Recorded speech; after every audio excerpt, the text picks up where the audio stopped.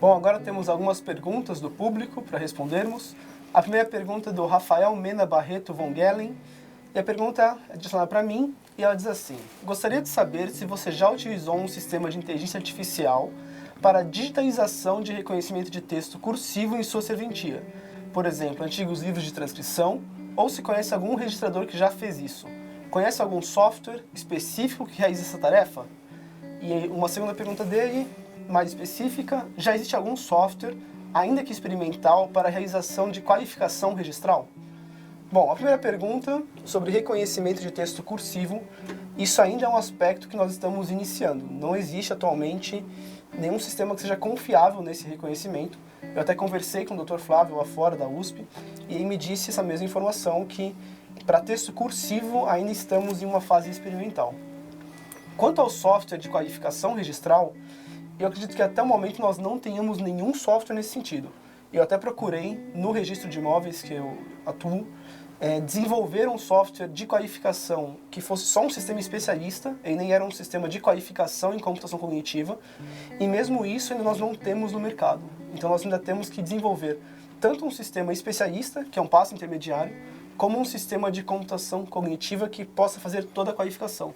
Infelizmente ainda temos que desenvolver isso para os registros de imóveis. Então a segunda pergunta, que me é dirigida, do Igor Franca Guedes: como seria a integração do blockchain com o Watson? Existe algum case de sucesso? Se sim, teria algum caso de exemplo?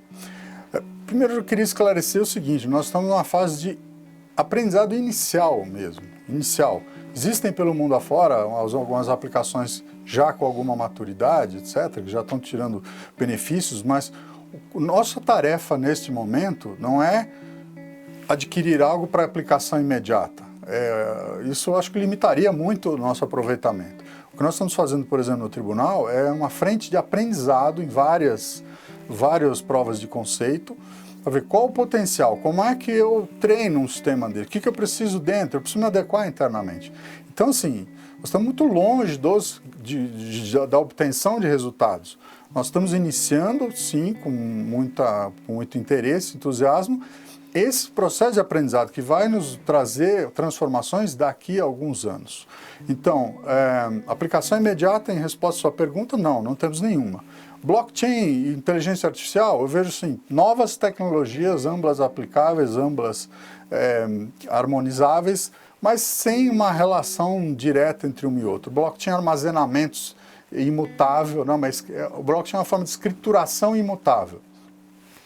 O Watson, inteligência artificial, aprendizado, análise de uma vasta base de informações, extração de conclusão, compreensão de conceito e aprendizado. Quanto mais nós damos feedback positivo ou negativo, mais ele ajusta e acumula esse conhecimento. São essas as matrizes, que podem ser conciliadas, mas não são necessariamente peça uma da outra. Uma segunda pergunta, agora dirigida a mim, que foi feita pelo Marcos de Paula. Não há um desafio anterior de integração com o tabelionato de notas para que se tenha de forma muito mais automatizada e abrangente as escrituras de imóveis?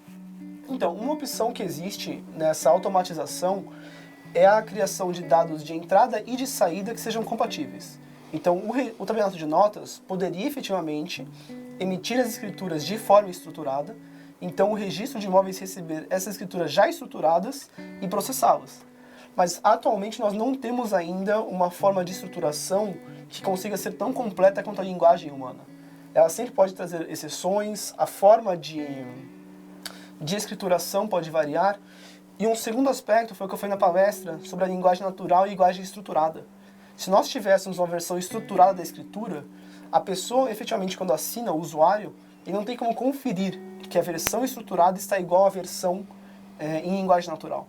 Então, a computação cognitiva, ela pode auxiliar nessa integração de uma maneira mais fácil, porque eu consigo usar o que nós já temos, que é um documento em linguagem natural, e transformar em estruturado internamente. Eu não dependo de uma estruturação na entrada, eu faço uma estruturação no processamento. Então, embora seja possível a integração com notas na estruturação da escritura pública em si, parece que é mais vantajoso para a gente, para o registro de imóveis em si, a estruturação interna. Receber em linguagem natural e um sistema de computação cognitiva interpretar as escrituras. Até porque eu consigo usar nas escrituras novas e também nas anteriores. Antes dessa pergunta, eu gostaria de... É um paralelo que eu faço. A adoção dessas novas tecnologias corresponderia a um treinador ensinando uma criança a nadar, que será um futuro campeão olímpico.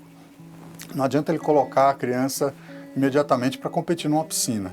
Então, ele tem que ensinar os fundamentos e esperar que essa criança desenvolva todas as habilidades, musculatura, flexibilidade, etc., para que daqui a 8, 10 anos ela se torne um campeão olímpico. Então, é mais ou menos nesse ponto que nós estamos. A ideia não é colher um resultado imediato.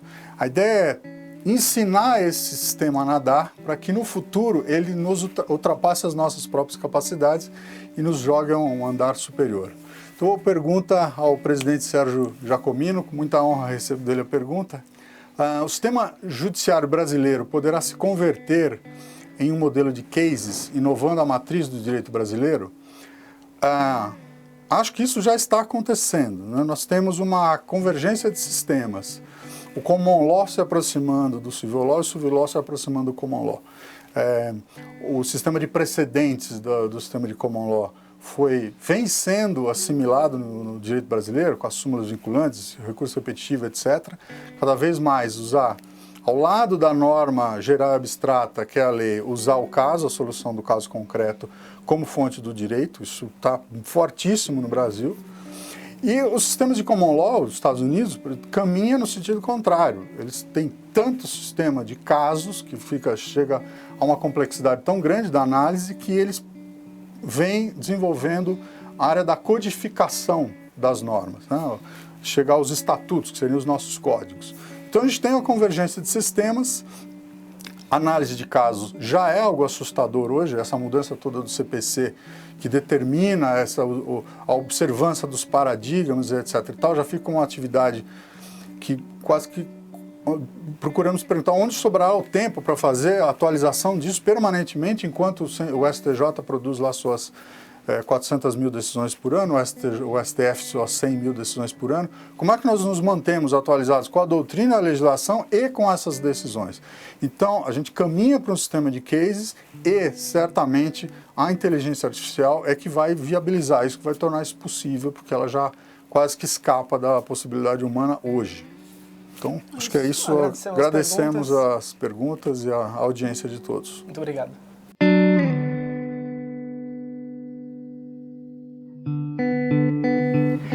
Muito bem. Então, nós temos agora umas perguntas para responder, perguntas muito interessantes, inteligentes, que foram mandadas. A primeira, eu vejo aqui que foi dirigida para mim, o Rafael Mena Barreto von Gellen. Perguntou assim: sistemas de inteligência artificial para reconhecimento de texto escrito à mão? Sim, a resposta é sim. Na verdade, sistemas dessa natureza mais atual e recente, sobre as quais eu falei, e foi falado agora também logo em seguida aqui, que a IBM vem desenvolvendo com bastante pujança, bem interessante, sistemas relacionados à aprendizado de máquina, vêm sendo desenvolvidos com bastante eficiência para a interpretação de texto. Os sistemas mais eficientes, eles fazem uso de um contexto. Então, por exemplo, um sistema que é bastante conhecido na área e que teve bastante sucesso foi um sistema para interpretação de código postal, né? Aqui a gente chama de CEP. Isso foi desenvolvido nos Estados Unidos, tem um nome um pouquinho diferente, mas é a mesma coisa. O pessoal escreve no envelope à mão, aí são números dentro de caixinhas, dentro de quadradinhos. Então, um sistema bem interessante foi desenvolvido nesse sentido. Existem bastante trabalhos de pesquisa desenvolvidos, inclusive no Brasil, com bastante sucesso para interpretação de texto cursivo e inclusive para reconhecimento de assinatura em sistemas bancários e tudo, que é um desafio bem grande, mas a gente tem resultados bem interessantes. Então, a resposta é sim, com bastante sucesso. Bom, a pergunta agora é dirigida a mim, da Patrícia André de Camargo Ferraz. Guilherme, a IBM já iniciou algum trabalho para a aplicação do Watson no registro de imóveis? Já há alguma aplicação do Watson em gestão? Bom, com o registro de imóveis a resposta é não. Nós não iniciamos nada, pelo menos formalmente falando, ou algum tipo de projeto a quatro mãos.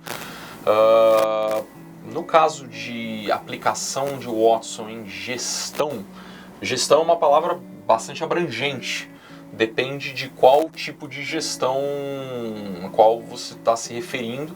Eu vou tentar inferir aqui que talvez seja no gestão de procura, talvez, de imóveis. Se for isso, a resposta é sim. A gente já está trabalhando com algumas empresas que estão nesse ramo.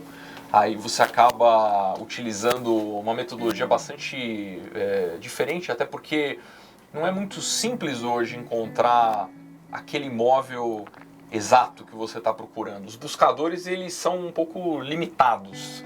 Então imagina que eu estou procurando um apartamento com 3 quartos, só que eu queria acima do 15º andar e com vista para o parque. É possível encontrar isso? Não. Com um sistema de inteligência cognitiva você consegue trabalhar, obviamente que treinando ele, e a partir daí você começa a ter um processo muito mais efetivo e eficaz. Chega ao ponto de que, se você tem catalogado, por exemplo, móveis, imagens de móveis, você pode pedir para ele montar qual seria a melhor distribuição dos seus móveis para aquele ambiente ou para aquele departamento que você está, ou imóvel que você está buscando adquirir. Espero ter respondido a pergunta. Muito bem. Pergunta para mim é uma pergunta longa aqui do Luciano Lopes Passarelli. Eu vou sintetizar um pouquinho. Perguntas dentro da visão de que um sistema é bom ou ruim, dependendo de seus construtores e operadores, que é a visão exatamente que eu quis apresentar. Então, como andam as discussões acerca de modelos de controle destes sistemas? Já posso adiantar que essas discussões andam acaloradas. Haverá possibilidade de controles estatais sobre sistemas que aparentemente funcionam de forma global, transcendendo as fronteiras dos estados nacionais? Esse debate ocorre no meio científico mais especializado? Bom, a resposta é sim para todas essas perguntas.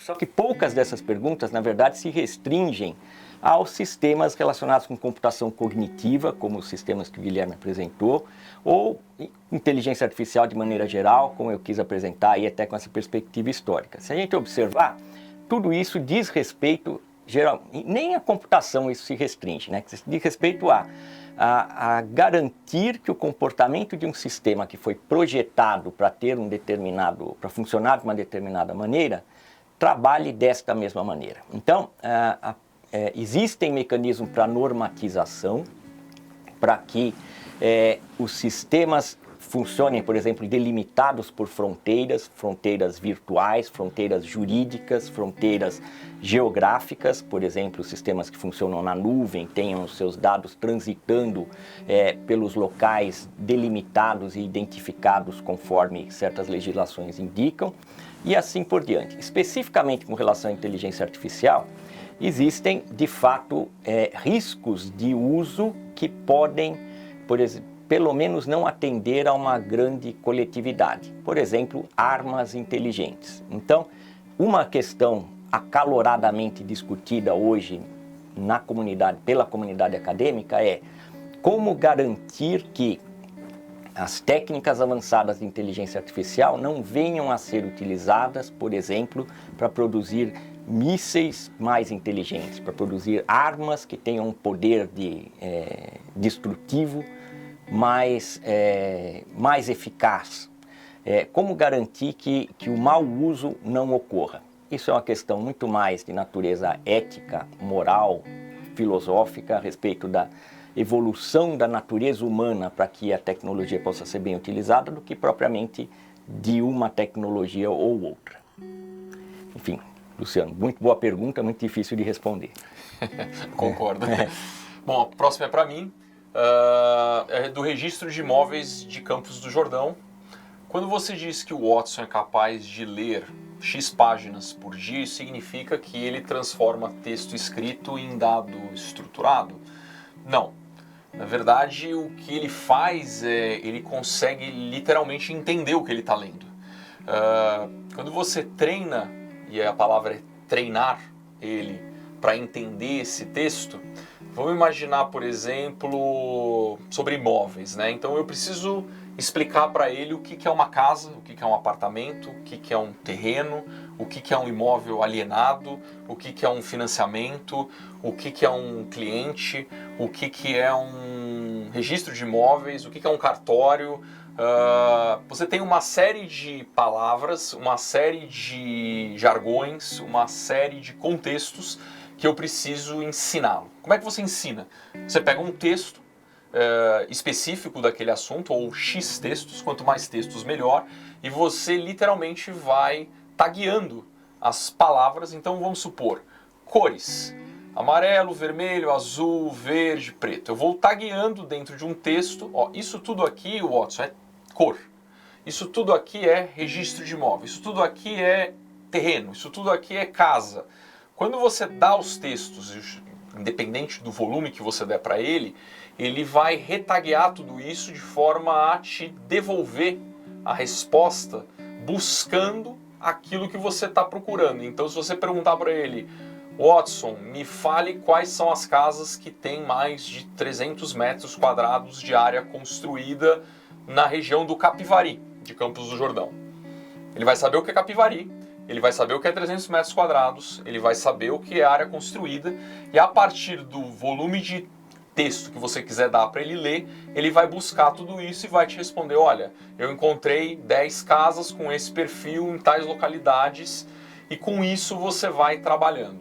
Aí você realmente, nesse caso, você tem, lembra da história do Lego? Você tem algumas peças de Lego que você precisa colocar para ele poder justamente resolver a problemática que você está me colocando aqui. Próxima pergunta, do Arthur Reginaldo de Carvalho Chaves. Ele afirma o seguinte: por trás de toda boa invenção, sempre tem aqueles que se utilizam dela para fazer o mal. Sem dúvida. O que, de novo, é verdade. E é um prenúncio de uma pergunta complicada mais uma vez. O que eu quero saber? O que o Arthur Reginaldo quer saber? Se esse tipo de tecnologia pode ser usado para gerar uma inteligência perigosa. E aí alguns exemplos, como uma doença autoimune, como um vírus que possa usar as informações para resolver uma... E se existe uma forma de se defender com relação a isso tudo, né? Novamente, eu acho que é uma pergunta que se expande além das fronteiras das tecnologias específicas que a gente veio conversar aqui. Sem dúvida. Qualquer tecnologia, ela tem esta possibilidade, né? A gente pode pegar tecnologias mais prosaicas, sei lá, como uma faca, que a gente usa, uma faca de cozinha, ou, enfim, objetos, um martelo, né? Um martelo é uma ferramenta tecnológica interessantíssima, de extrema utilidade no nosso dia a dia, mas ela também pode ser utilizada para fazer o mal, né? Então, a resposta, de novo, é sim. Quer dizer, qualquer mecanismo, qualquer sistema tecnológico pode ser utilizado, ele não tem em si aspectos morais ou éticos que determinem como que ele será utilizado. Então, uma cadeira, se eu pego uma cadeira que tem aqui no nosso estúdio e jogo na cabeça do Guilherme, eu estou usando algo que seria muito útil para um determinado uso de uma maneira completamente talvez inusitada. Talvez nos concorrentes da IBM, né? Pois é, ou nos concorrentes da IBM, e posso provocar grande mal, provocar grandes problemas e grandes dificuldades. Então, na verdade, essas são questões muito interessantes que a gente deve tratar e levantar o tempo todo. Qualquer evolução tecnológica, ela pressupõe um amadurecimento social e cultural que vai garantir que aquela evolução possa ser bem utilizada para a coletividade. Então isso se aplica também a estas questões que a gente está tratando aqui. Estas questões, quer dizer, como nós estamos indo como sociedade, é um assunto interessante, claro, fora do escopo do que a gente veio falar aqui. Eu acho que, na verdade, nas entrelinhas dessas duas últimas perguntas aqui que eu venho respondendo, talvez exista a questão de que se não seria perigoso a gente colocar ferramentas cada vez mais eficientes, cada vez mais poderosas nas mãos de pessoas que talvez não tenham responsabilidade para utilizá-las. Por exemplo, que vão construir armas mais poderosas e assim por diante. Eu acho que esse risco sempre existe, ele sempre existiu. Se a gente acredita um pouco aí na humanidade, nas possibilidades que a gente tem de se autorregular e de descobrir, às vezes por experiências difíceis que a gente vai passando, que existem caminhos que podem conduzir para o bem em vez de fazer o mal,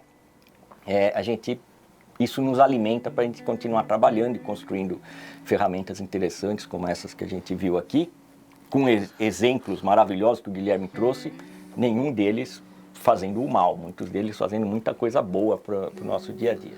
Eu acho que, se eu puder até complementar a resposta do professor, tem algumas coisas interessantes na pergunta, que existe já um board de discussão das maiores empresas de tecnologia, então Google, Microsoft, Amazon, IBM estão discutindo justamente o assunto.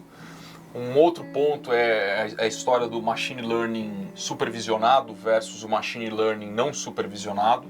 Algumas empresas adotam uma postura, outras empresas adotam cada uma com a sua. Então, por exemplo, no caso da IBM, ele é supervisionado. A gente sabe exatamente o que cada um está fazendo com a sua tecnologia. Apesar da gente não ferir a política de privacidade de dados de nenhuma empresa, a gente não tem direito de compartilhar aquilo. Mas se a gente vê que algo está sendo feito de forma errada, a gente simplesmente tira do ar aquele tipo de informação. Aconteceu um caso bastante emblemático nos Estados Unidos, com uma outra empresa com tecnologia de inteligência artificial, e a ideia era gerar, através da colaboração e do cooperativismo, uma aplicação que tivesse um intuito de ser algo filantrópico, algo que pudesse ter um cunho social. E aí as pessoas iriam colaborar treinando aquela ferramenta. E o resultado final é que a ferramenta se tornou homofóbica e inclusive fazendo alusão a Hitler e coisas do nazismo, porque um grupo de pessoas, né, vamos chamar de espíritos de porcos, quiseram treiná-la de uma outra forma. Então, como o professor falou, assim, ninguém está imune a isso, mas as empresas, ou pelo menos as grandes empresas agora, estão tomando os devidos cuidados para evitar esse tipo de situação. Bom, vou agora à minha pergunta do Gabriel Fernando Amaral. O Watson é capaz de exercer julgamento da qualidade e confiabilidade das informações que ele aprendeu? A resposta é não. Quem faz o julgamento da qualidade e confiabilidade é você, Gabriel. Ou é cada um de vocês que vai treinar o Watson. Lembra que eu falei dos curadores do Watson? O Watson para oncologia, lembra que eu expliquei que nós pegamos os 20 maiores e mais respeitados cancer centers do planeta, ou seja, que em teoria tem os melhores oncologistas do mundo, para poder dizer qual é o conteúdo ou qual é a pesquisa científica que faz sentido ou não. Porque se você colocar informação que não é confiável ou informação que não presta, ele vai te responder em cima daquela informação. Por isso que o ser humano ele é fundamental no treinamento dessa tecnologia, e quanto mais você treiná-la, mais inteligente ela vai ficar, melhor ela vai estar e mais a serviço da humanidade ela vai poder ser usada.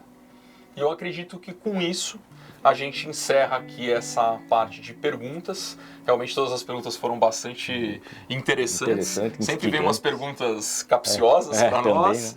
E de novo, agradecer a presença de todos que estão online e o interesse pelo assunto, que é um assunto que é bastante amplo e às vezes até surge algum tipo de polêmica em cima do assunto. Mais uma vez agradeço aí a presença de todos. Isso mesmo.